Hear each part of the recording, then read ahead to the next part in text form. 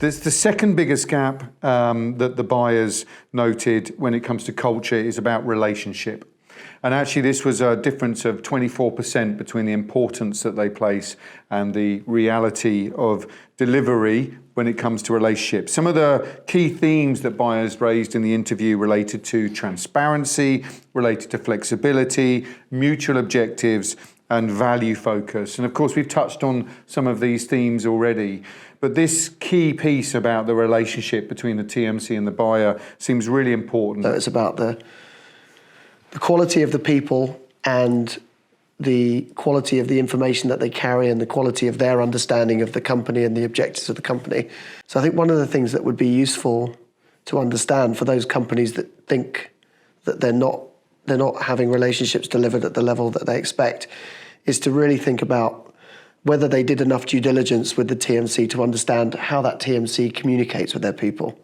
How do they equip their people with the right level of information and governance structures and training and development on an ongoing basis to be able to deliver an effective relationship. Do you think that relationship has been under increasing stress, increasing pressure with sort of disruption and change in the industry and everything that we've been through? Or do you think actually it's been cemented? I think for those that are performing at a high level, the last 2 years have been galvanizing in terms of bringing relationships together, because you've been through a really extreme set of circumstances, extreme set of challenges. You know, or should know a lot more about each other's businesses, and you should know a lot more about what underpins the performance of the program.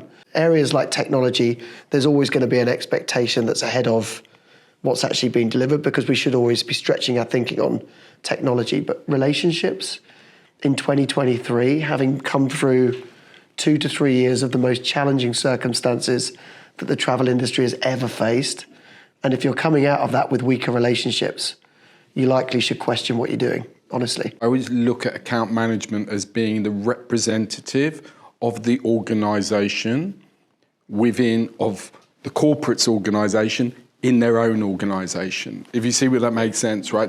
They should know everything about that corporation, and they can say, you know, that's not going to fly with this corporate because this is what they're looking at.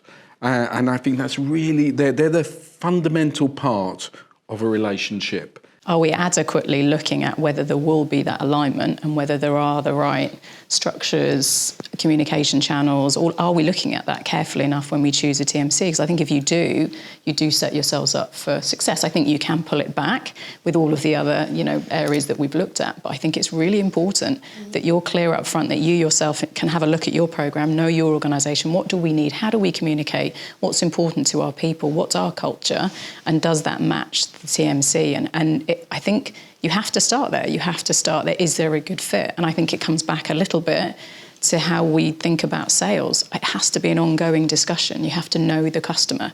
It can't be a one and done exercise. There needs to be that ongoing dialogue so that you already know that. You know each other before you even decide whether you're going to partner together. To your point, whether it's a right fit and whether they think they're a right fit for you. And I've seen many examples of that. I think that process of onboarding and getting into a relationship with a TMC or evaluation needs a far longer time, so that you can spend that time getting to understand each other and whether actually, you should be part of that bidding process as well. So I completely agree with you. I think there is a bit of a gap there. And how cool if that's part of your QBR, that ongoing assessment of it, so that you keep tabs on, because companies are changing very, very quickly at the moment. And so you could fall out of misstep quite quickly if you're not having those conversations to make sure. And I think all of your employees are a window into that culture. So the more people you can put in front of the customer in that respect, you're getting a data point, aren't you? A very real data point about what that culture is and how their lived experience is in that organisation. I think there's transparency and trust in some areas, but I go back to one of the points I raised much earlier on around the financial modelling. And there is some smoke and mirrors around whatever financial modelling there is as it comes from suppliers to the TMCs. Now, is it our business to know everything because everybody's running a business? Perhaps not, but I do think, though, that creates some challenges around the trust. I think that's it's an area within the industry that I think is evolving and changing as the distribution landscape changes. Because different TMCs are going to have different ways of thinking about this particular issue around the economics of a TMC model, and there is a known fact that a TMC relies on the income of the supplier partnerships that they manage, and that actually helps fund the economic model that allows us to charge the fees that we charge to utilise the services. If you take that economic model away, it changes the way in which the charging model works, and therefore it's a different conversation. And to be fair, we're already seeing it. I think that is a conversation that should happen. I think there are corporates that will accept there's a cost to do business, a cost of sale. And depending on what value that a corporate sees, they're willing to pay for it. Yeah. And as long as a TMC can demonstrate that, I think no one denies that. But I just feel it's this conversation that doesn't want to be had. You want to make sure you know on whose behalf your supplier is working. That's the sort of fundamental question. And as long as you're comfortable with that and you can have an open conversation about business models, then the trust and transparency is there. I don't think there's any corporate that wants to be a loss leader for an organisation. There's no corporate that wants to enter into a relationship being unprofitable for their partner, their supplier. They want them to be profitable because my view is that therefore that means they can invest more into that relationship. I think the concern that underpins that is, will there ever be a conflict between my priorities and my TMCs? And will there come a time where they want to move in this direction, or their commercial relationships or other relationships mean I'm not going to be able to get something really important that I need? And that's where the transparency becomes really important.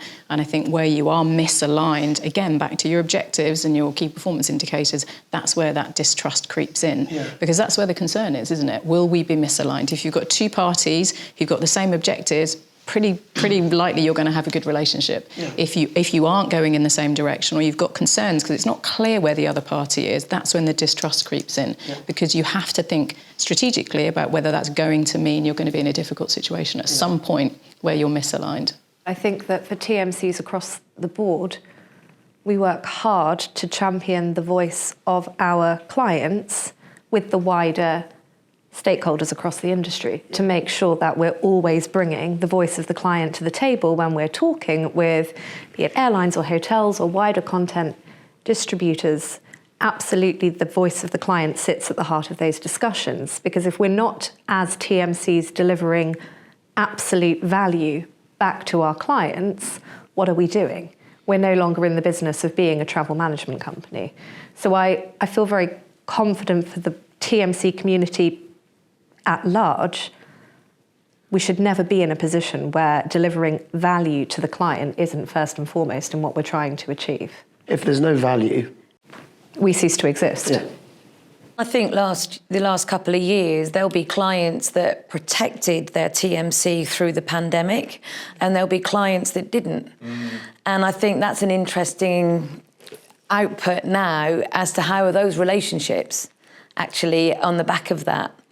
And I think, it was, personally, when I hear that people immediately wanted to go to RFP because of the service issues from the pandemic, I thought it was very short-sighted and actually not demonstrating a partnership by any stretch of the imagination.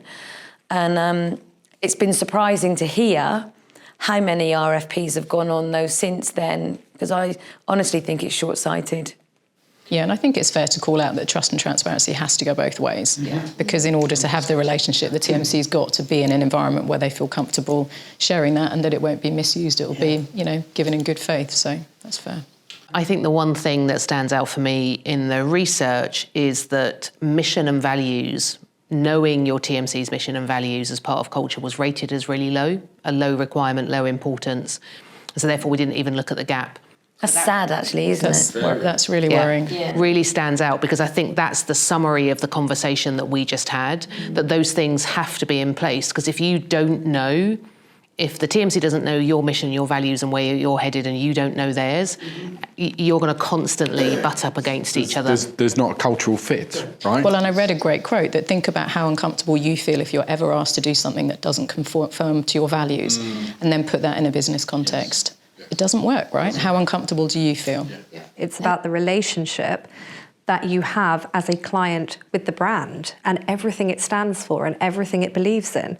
And if you really understand that and you believe in that, then that articulation of value, that fundamental layer of trust and transparency is there, and success is built on that. And we often use the analogy around dating versus marriage. So the RFP process is the dating, and that's generally the very exciting bit when everyone makes a lot of effort. And then you go on your honeymoon because you've signed the contract, and then you come back and you're in a marriage, and maybe some partnerships don't work hard enough at their marriage, and then they get divorced, right?